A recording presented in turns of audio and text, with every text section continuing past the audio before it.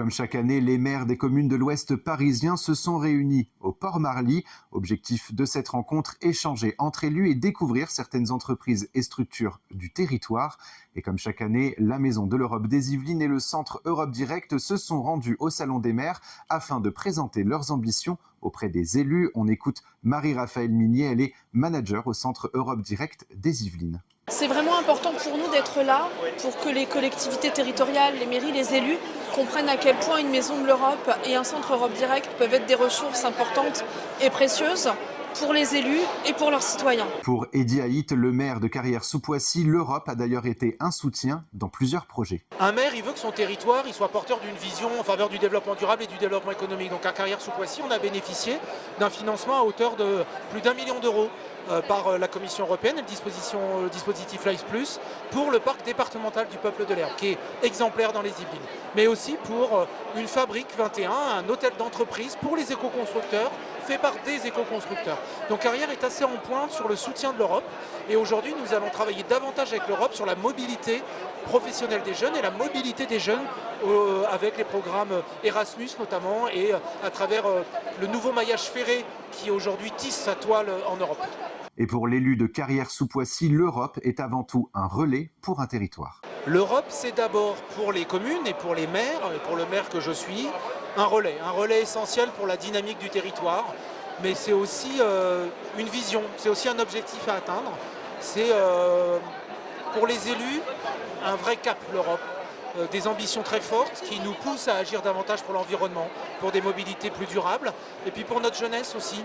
Et à Carrières, on est assez fiers que la jeunesse carriéroise ait été récompensée pour son engagement européen. Côté élu, nous avons également rencontré Véronique Garnier, déléguée à la santé dans la commune de Croissy-sur-Seine. Pour l'adjointe au maire, l'Europe est cruciale sur la thématique de la santé. Alors quand on parle santé, l'Europe, c'est absolument majeur, pour plein de raisons. D'abord, quand on regarde pour nos médicaments, aujourd'hui l'organisation elle est totalement européenne, les autorisations de mise sur le marché sont au niveau de l'Europe, donc avec une force d'évaluation qui est beaucoup plus importante que quand on décidait au niveau des pays. En matière de crise sanitaire, on ne peut pas ne pas parler de l'impact absolument majeur que l'Europe a eu dans l'achat des vaccins. Et si nous n'avions pas eu ces arrangements, ces organisations de mise en place de conventions au niveau européen, nous n'aurions pas bénéficié des vaccins aussi rapidement pour lutter contre le coronavirus. L'Europe, c'est bien sûr en matière de transition écologique, de santé-environnement, absolument déterminante dans l'évaluation des futurs risques sanitaires, des risques sanitaires actuels, de demander aux pays de s'engager à contrôler, à mettre en place des politiques efficaces pour lutter contre les perturbateurs endocriniens, pour limiter les pesticides. Donc l'Europe, la santé et l'Europe, bien sûr, il y a des politiques qui se déclinent après au niveau des pays, au niveau des territoires, mais l'Europe est absolument majeure. Pour Joël Borde, adjoint au maire à Houille, l'Europe doit être appréciée dans une vision plus globale. L'Europe, c'est un tout, c'est une culture, c'est éventuellement et tout, depuis le mur de Berlin et tout, je pense que ça s'est rapproché, tout le monde s'est rapproché de tout. On continuera toujours à travailler très fort pour que tout se passe bien et tout, même aussi bien de l'Europe, mais dans le monde entier. La sénatrice des Yvelines, Martha de Cidrac, porte régulièrement les thématiques européennes dans le département. Sénatrice, mais également présidente de la Maison de l'Europe des Yvelines. Voici ce que représente l'Europe pour elle. Alors l'Europe, au-delà du continent que cela est, je crois qu'il est fondamental que nous y intéressions pour une raison très simple. L'Europe, c'est nous tous, c'est notre histoire, c'est notre quotidien aujourd'hui et c'est aussi notre avenir. Donc moi, je suis une Européenne convaincue, tout en étant tout à fait sensible et consciente de la nécessité de faire parler les territoires au sein de l'Europe. C'est-à-dire qu'en fait, le dialogue doit être dans les deux sens.